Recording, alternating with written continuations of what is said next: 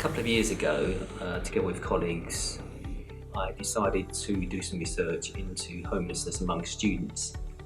The reason for that was that at the end of lectures, whenever I talk about homelessness, students, maybe one, sometimes two or three students would come up and say they're in temporary accommodation.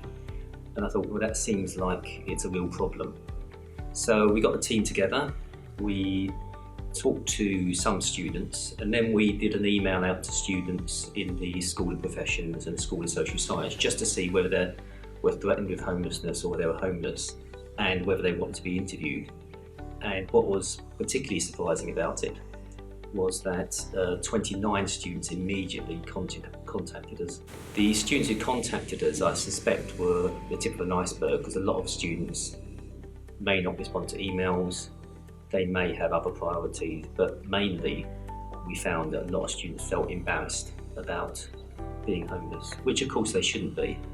It seems to be a very common problem at London Met, and I suspect it's a common problem at London universities and in urban universities across the country. People assume homeless people are the people they step over in the street, and obviously that's the obvious sign of homelessness.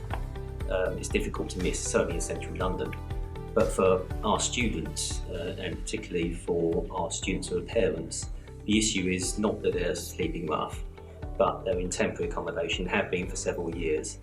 They've approached the council, been accepted as homeless, and are waiting in a sort of limbo for being allocation of social housing or sometimes private rented housing. The main driver for student homelessness is, well, there's a number of different factors actually. One is the critical shortage of social housing, which simply hasn't been built, and that's not a party political point, that's for the last 40 years. The other is the private rented sector, which is really insecure.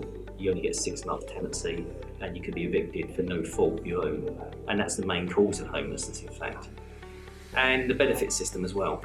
The introduction of new benefits, the capping of housing benefits, has meant that people have increasingly not been able to afford to rent in, certainly not in central London, and maybe not in London at all. I suspect that it's a problem for all areas across the country which have got high house prices and a lot of non-traditional students who perhaps can't go back to mum or dad to get support from them.